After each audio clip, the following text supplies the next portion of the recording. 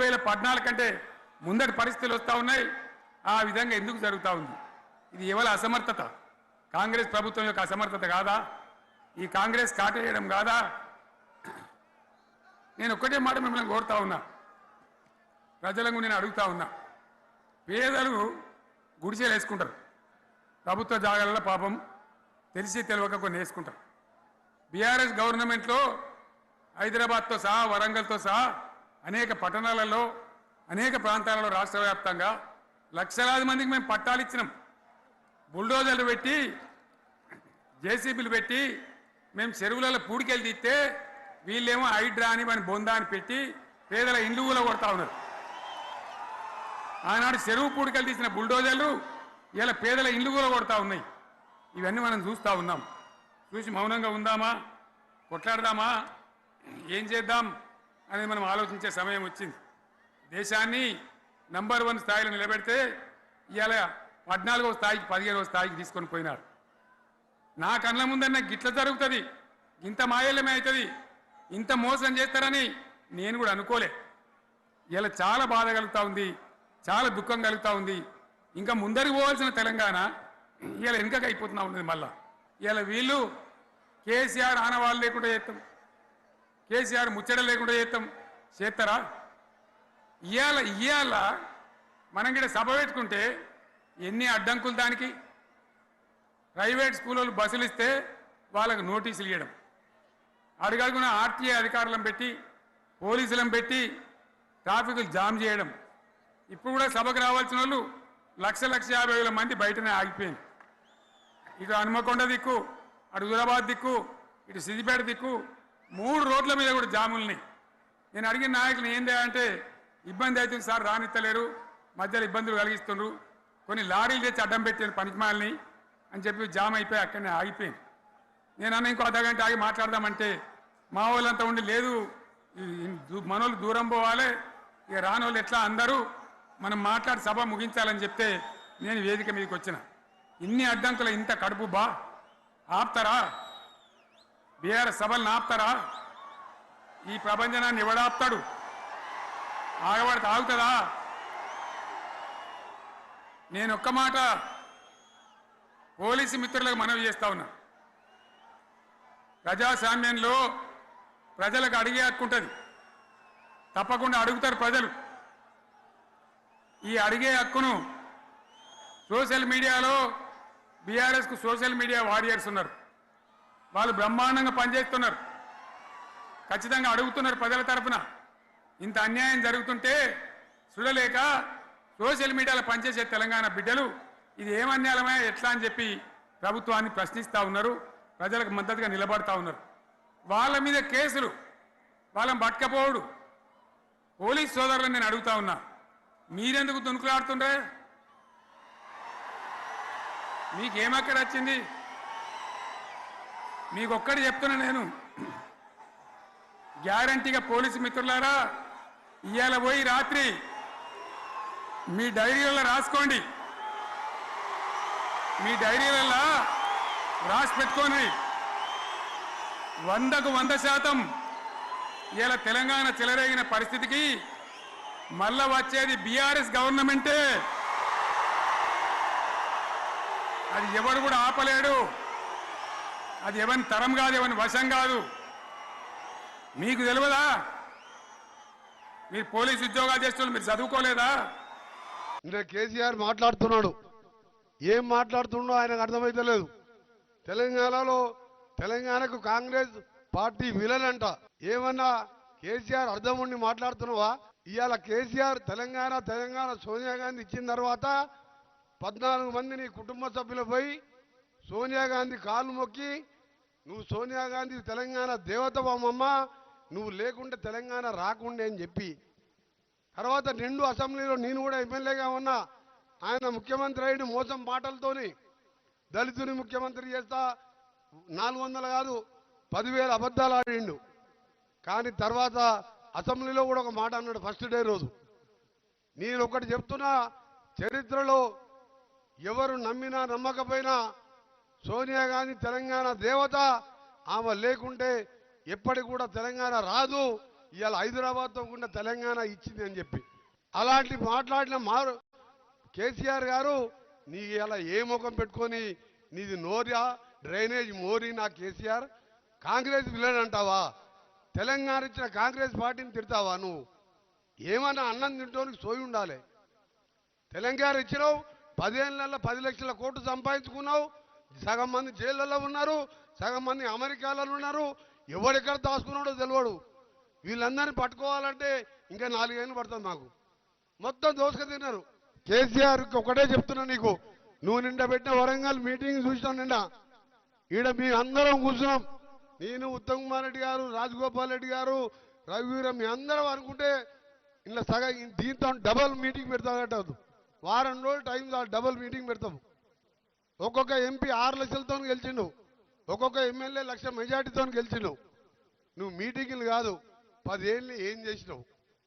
Liquor దందా చేసినావా phone tapping చేసినావా లేకపోతే దళితులకు 3 ఎకరాల భూమి ఇచ్చినవా ఎన్ని మోసాలు చేసినావో ఇవన్నీ ధరణి ద్వారా బయటపడుతున్నాయి 10 నెలలకే కేసీఆర్ ఇక నేను ఆగే లేదు రేపటికెళ్ళి చూపిస్తా నా సంగతి అంటుండు నీకు చక్కగా గట్టిగా నిలవడరాదు ఆయనకు నీకు జీతాలే చేసేదగాలే 10 ఏళ్ళు పాలిస్తాయి నువ్వు మమ్మల్ని ఏం చేయలేవు ఇంకా 5 ఏళ్ళు కూడా మేమే కాంగ్రెస్ ప్రభుత్వం ఉంటుంది ఈ తెలంగాణ రాష్ట్ర చరిత్ర ఉన్నంత వరకు కాంగ్రెస్ పార్టీ ఉంటుంది బీఆర్ఎస్ వాళ్ళది రజత్ ఉత్సవ్ కార్యక్రమం జరిగింది ఆ రజత్ ఉత్సవ్ కార్యక్రమంలో ఓడిపోయిన ఎక్స్ ముఖ్యమంత్రి కేసీఆర్ గారు చాలా పెద్ద పెద్ద మాటలు మాట్లాడిండు ప్రతి ఒక్క మాట కూడా ఆయన నిజం మాట్లాడలే గతంలో కూడా అబద్ధం మాట్లాడి ఆయన పదవి తీసుకుండు అంటే గవర్నమెంట్ ఫామ్ చేసిండు ఇప్పుడు మళ్ళా ప్రజలకి మోసం చేసి మళ్ళా గవర్నమెంట్ ఫామ్ చేస్తాం నెక్స్ట్ అని ఆ విధంగా ఆయన డప్పు కొట్టుకుంటా మా కేంద్ర గవర్నమెంట్కి అయినా కామెంట్ చేసిండు 12 రూపాయలు కూడా ఇయ్యలే ఎక్స్ ముఖ్యమంత్రి గారు అప్పుడు ప్రధానమంత్రి గారు మన తెలంగాణకి వచ్చే సమయంలో మీరు మర్చిపోయినారు అనుకుంటా ప్రధానమంత్రి మీరే మాకు దేవుడు మీరే గొప్ప ప్రధానమంత్రి అని చాలా పెద్ద పెద్ద మాటలు మీరు ఆ సమయంలో మాట్లాడినారు కదా అప్పుడు ఎందుకు ప్రధానమంత్రి గారికి అడగలేదు మాకు మీరు నిధులు ఇస్తలేదు డిగ్రీ కాలేజ్ ఇస్తలేదు మెడికల్ కాలేజ్ ఇస్తలేదు ఇది ఇస్తలేదు అది ఇస్తలేదని ఎందుకు అడగలే దమ్ లేకుండేనా అప్పుడు భయపడ్డారా అంటే ప్రధానమంత్రి గారికి చూసే సమయంలో ఈ మాటలు మొత్తం యాద రాలేదు కానీ బయట బహిరంగ సభలు పెడితే అంతా అబద్ధమే కేసీఆర్ అంటే జూటా మాట ఇది మొత్తం బ్రాండ్ మీరు క్రియేట్ చేసుకున్నారు ఎక్స్ ముఖ్యమంత్రి గారు ఒక మంచి బ్రాండ్ని మీరు క్రియేట్ చేసుకున్నారు కేసీఆర్ అంటే అబద్ధం కేసీఆర్ అంటే జూటా ఆ విధంగా ఒక మంచి బ్రాండ్ మీరు తీసుకున్నారు ఎక్స్ ముఖ్యమంత్రి గారు నేను అసెంబ్లీ సాక్షిగా ఒక మాట అడిగిన అసలు కేంద్రం నుంచి ఎన్ని నిధులు వచ్చినాయి ఏదైనా హిసాబ్ చెప్తారా వైట్ పేపర్ డిక్లేర్ చేస్తారంటే మీరే అసెంబ్లీ సాక్షిగా కూడా అబద్ధం మాట్లాడినారు 0 వచ్చింది అని అప్పుడు కూడా మీరు అన్నారు ఇవాళ ఈ 10 సంవత్సరాలు అంటే మీ సమయంలో 10 సంవత్సరాలు 10 లక్షల కోట్ల రూపాయలు కేంద్రం నుంచి వచ్చింది మన తెలంగాణ ఇవాళ డెవలప్మెంట్ అయిందంటే అది కేంద్రం వల్లనే అరే కేసీఆర్ వస్తే మన తెలంగాణ ఏదైనా అవుతుంది డెవలప్మెంట్ అవుతుందని ప్రజలు మీరు రాజ్యం చేసినారు కానీ మీరు తెలంగాణ ప్రజలకి ఏమి ఇచ్చినారు అప్పుల తెలంగాణ మత్తు Telangana bar and restaurant Telangana గల్లీ గల్లీకి ఒక ఏమంటారు అది చిన్న చిన్న వైన్స్ ఆ విధంగా ఇచ్చినారు మీరు తెలంగాణ ఇవాళ యువకులు ఎటో పోతున్నారు ఏ మార్గంలో పోతున్నారు మొత్తము తాగుడుకి బానిస అవుతున్నారు మన యువకులు అది మీ వల్లనే ఇది ఇచ్చినారు మీరు తెలంగాణకి ఇంకా ఏమి ఇయ్యలే అప్పుల తెలంగాణ చేసినారు తెలంగాణ ప్రతి ఒక్క వ్యక్తి పైన అప్పు చేసిన ఎక్స్ ముఖ్యమంత్రి ఎవరు అంటే మీ పేరే వస్తుంది ఇప్పుడు మీ అబద్ధం నడవదు తెలంగాణ రాష్ట్ర ఏర్పాటు సందర్భంగా పార్లమెంటు సభ్యుడిగా తెలంగాణ ఉద్యమంలో పాల్గొన్న వ్యక్తిగా ఈరోజు మీరు కాంగ్రెస్ పార్టీ తెలంగాణకు విలన్ అన్న మాటలు ఉపసంహరించుకోవాలని డిమాండ్ చేస్తూ ఉన్నాం ఉపసంహరించుకునేదాకా కాంగ్రెస్ కార్యకర్తలు మీ వైఖరి పట్ల ఏరు దాటిదాకా ఎల్లన్నా ఏరు దాటినాక బోడమల్లన్నా అన్నట్టుగా మీ వైఖరి స్పష్టంగా మీరు శాసనసభలో మాట్లాడినటువంటి మాటలు ఎల్లా తెలంగాణ సమాజానికి సాక్ష్యం సోనియా గాంధీ గారే తెలంగాణ ఇచ్చారు సోనియా గాంధీ గారి దేవత తిరిగి మరొక్కసారి రేపు తెలంగాణలో అన్ని జిల్లాల్లో సోనియా గాంధీ గారి చిత్రపటాలకు పాలాభిషేకాలు చేయాల్సిందిగా కాంగ్రెస్ పార్టీ నాయకత్వాన్ని కోరుతా ఉన్నాం. ఈరోజు కాంగ్రెస్ పార్టీ విలన్ అయితే, ఒకవేళ తెలంగాణ కాంగ్రెస్ పార్టీ ఇవ్వకపోతే కేసీఆర్ 3 చెరువులు దాగినా 100 కేసీఆర్లు వచ్చినా తెలంగాణ ఏర్పడేది కాదు. సోనియా గాంధీ గారు లేకపోయి ఉంటే ఆ మాట ప్రత్యక్షంగా ఆయన తెలుసు. పార్లమెంట్లో ఉద్యమ సందర్భంగా సోనియా గాంధీ గారి యొక్క తాపత్రయం మాట నిలబెట్టుకోవాలి, తెలంగాణ ఇవ్వాలనే ఆలోచన మీకు తెలిసి ఇవాళ కాంగ్రెస్ పార్టీని విమర్శిస్తా ఉన్నారా? ఇవాళ మీరు ఎలకతుర్తి, అది శాసనసభ నియోజకవర్గం హుస్నాబాద్ గౌరవెల్లి రిజర్వాయర్ గురించి మాట్లాడినారు.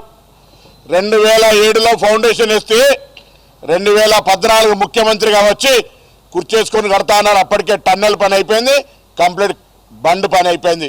ఇప్పటికి పని పూర్తి కాలేదని మీరే ఒప్పుకున్నారు. అంతేకాదు ఇలా ఆ ఎలకతుర్తి సాక్షిగా మీ నాయకులు అక్కడ పాపం మీటింగ్కు జనం రాకపోతే పోలీసుల మీద నెపన్నెట్టు, లేకపోతే మేము ఎక్కడో సతాయిస్తున్నామని చెప్పి మాట్లాడిన దయాకర్రావు, పల్లా రాజేశ్వరిని పంపండి. ధాన్యం కొనుగోలు ప్రక్రియ ఎంత సాఫ్గా జరుగుతూ ఉందో, మీరు గతంలో తరుగు పేరు మీద ఏ విధంగా రైతులను మోసం చేసిండ్రో, ఇలా రైతులకు మీరు ఆ ఎలకతుర్తి భీమదేవరల్లి ప్రాంతంలో దేవాదుల నుంచి నీళ్ళు ఇవ్వకపోతే మేము ఏ విధంగా నీళ్ళు ఇచ్చినామో చూపెట్టే ప్రయత్నం చేస్తాం. మీరు మాట్లాడుతూ ఇలా తెలంగాణ సాధించినామని చెప్పుకొని మీకు మీరే, మీ వాళ్ళతో భజన కొట్టించుకునే మీరే టీఆర్ఎస్ పార్టీ రజతోత్సవం జరుపుకునే సందర్భంలో తెలంగాణ ఉద్యమ ఆకాంక్షలకు కొంత మీ అగ్గిపెట్టే రాజకీయానికి ప్రాణాలు అర్పించిన వాళ్ళకి కనీసం నివాళులు అర్పించిరా అని అడుగుతా సూటిగా. ఈరోజు తాపతాపకు ఏం లొల్లి అంటా ఉన్నావు. కింద కేటీఆర్ ముఖ్యమంత్రి అంటుండ్రా, కవిత ముఖ్యమంత్రి అంటుండ్రా, హరీష్ రావు ముఖ్యమంత్రి అంటున్నా, నిన్ను దీపం అంటున్నా తెలియదు కానీ మాకు అది చూపెట్టలే కానీ ఊరుకో అంటా ఉన్నావు. అంటే నీ ఇంటర్నల్ క్రైసిస్ ఒకరికి మాట్లాడిస్తే ఇంకోరికి ఇబ్బంది అని ఇంతకుముందు పెద్దలు జూపేలి కృష్ణారావు గారు చెప్పినట్టుగా ఏక్ హింద్ ఫౌజ్ ఎక్క ఒకరివే మాట్లాడుతుంది. ప్రజాస్వామ్యం లేదా? అరే ఎట్లయినా టీఆర్ఎస్ వర్కింగ్ ప్రెసిడెంట్ కొడుకే, ప్రెసిడెంట్ మీరే, సిఎల్పి లీడర్ మీరే. అరే బీసీలు ఇంత పెద్ద ఎత్తున ఉంటే, ఎస్సీలు ఇంత పెద్ద ఎత్తున ఉంటే ఎందుకు పార్టీ అధ్యక్ష పదవులకు అర్హత లేదా? శాసనసభ పక్ష నాయకత్వం చేయలేరా? మొత్తం దేశవ్యాప్తంగా రాహుల్ గాంధీ గారు ఒకవైపు జితన ఆబాది ఉత్తన ఇచ్చేదారంటే నీ పార్టీలో ఇప్పటికీ కనీస జ్ఞానం కలిగి సామాజిక న్యాయం ఇవ్వవు. అడిగిన శాసనసభ్యుని మెడలు పట్టి బయటకు తోలుతావు. ఇవాళ ఇటువంటి రాజకీయ పరిస్థితులల్లా మరొకసారి మాట్లాడిన ప్రతి మాట అక్కసుతోటి అధికారం కోల్పోయినామని మేమే అడ్డుకుంటున్నాం. అక్కడ ప్రజలు రాకుండా చాలాసేపు మీటింగ్ కాడికి వచ్చి కూర్చున్నాం, కింద జనం లేరు. మీరు టీవీలలో వీడియోస్ రేపు కట్ చేస్తాం. గ్రీన్ మ్యాట్లు వేసారు, చాలా విజువల్ చూస్తే సగం మ్యాట్లు ఖాళీని. ఇక ఆయన దయాకర్రావు రాజేశ్వరుడి పోలీసులు ఆపుతారు, డైరీ రాస్తాం, ఒకడు బ్లాక్ డైరీ, ఒకటి డైరీ, రెడ్ డైరీ. ఏమవుతుందా? ప్రజాస్వామ్యంలో ఇవాళ జరిగినటువంటి మీటింగ్ అటర్ ఫ్లాప్. దాన్ని కవర్ చేసుకోవడానికి ఏదో మాట్లాడుతా ఉన్నాం. దయచేసి సిపి గారు కూడా రిక్వెస్ట్ చేస్తున్నా, మీరు పోలీసు వాళ్ళు ఆపుతాండ్రు, జనాలు ఇటు పోదామంటే ఆపుతాండ్రు. మాన్నూరు దాంట్లో బ్లాక్ చేశారు. 15 కిలోమీటర్లు 2 లక్షల మంది ఆడు ఉన్నారు. ఇంకా వస్తాను, నడిచి వస్తాను. పోలీసు వాళ్ళు దయచేసి మీరు చెడ్డ పేరు తెచ్చుకోకుండా ఈ పక్క కిలోమీటర్ దాక్కున్నారు, ఇటు పక్క 2 కిలోమీటర్లు ఉన్నారు. 15 కిలోమీటర్లు బ్లాక్ చేశారు. 2 లక్షల మంది బయట ఉన్నారు. దయచేసి పోలీసు వాళ్ళకి రిక్వెస్ట్ చేస్తున్నా, కావాలని ఇప్పుడు నాకు బాంబు నుంచి ఫోన్ చేశారు, మా అనుకొండలో ఫోన్ చేశారు, మీరు పోవద్దని ఆపుతాడట. మిగిలిన మార్కెట్ అన్ని ఆఫ్ చేశారు. దయచేసి నేను రిక్వెస్ట్ చేస్తున్నా పోలీసు వాళ్ళను, మీరు సహకరించండి. జనం బయట ఉన్నారు, వెహికల్ అడ్డం పెట్టారు. మీరు కరీంనగర్ నుంచి లారీలు రావద్దంటే మళ్ళీ లారీలు కొనిచ్చారు. ఆ లారీ చేయబట్టి అడ్డుపడ్డాయి. ఇలా మామూలు దాంట్లో బ్లాక్ అయింది. దయచేసి మొత్తం బ్లాక్ చేశారు. అటు జనం పోకుండా చేస్తారు. పోలీసు వాళ్ళకి రిక్వెస్ట్ చేస్తున్నా, మీరు చెడ్డ పేరు తెచ్చుకోకుండా, మీకు మంచి పేరు ఉన్నది. మాకు పైనుంచి పోలీసు వాళ్ళు ఆదేశాలు ఇచ్చారు, మీరు ఆపుతారు అంటారు వాళ్ళు.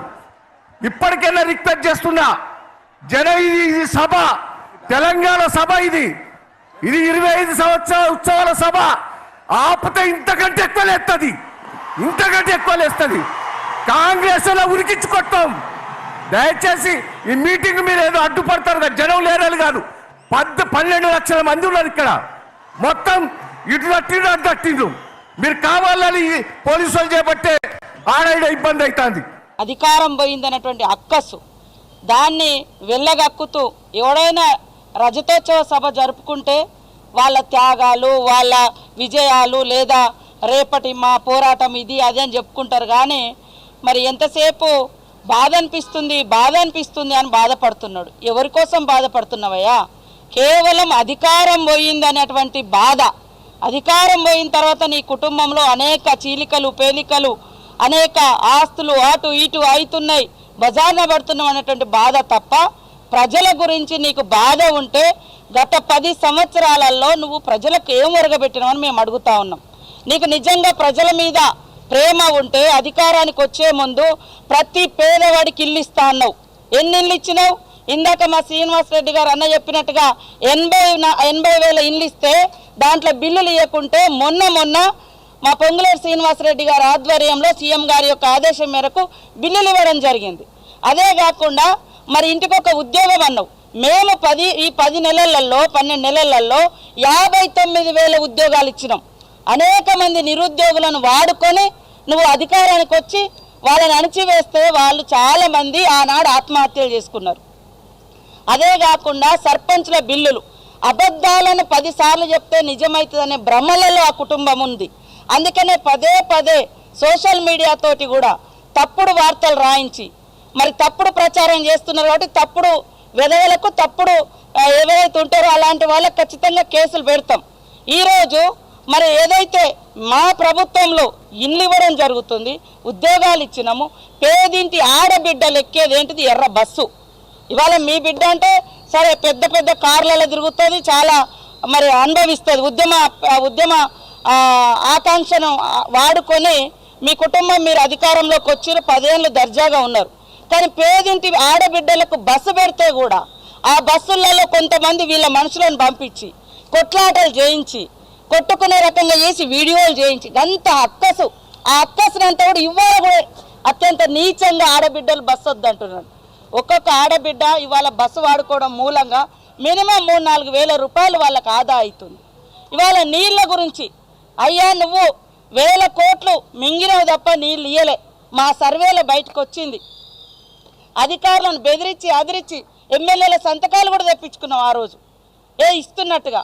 కానీ ఈరోజు మేము మా గత ప్రభుత్వంలో వేసినటువంటి బోర్లు కానీ అదేవిధంగా ఇతరత్ర లోకల్ సోర్స్ కానీ అవన్నీ వాడుకుంటూ ప్రతి సంవత్సరం మేము దాదాపుగా 150 కోట్లు ఈ రిపేర్లకు ఈ మెయింటెనెన్స్కి ఇస్తూ పాటు కొత్త సోర్స్ను కూడా మేము ఇవ్వడం జరిగింది.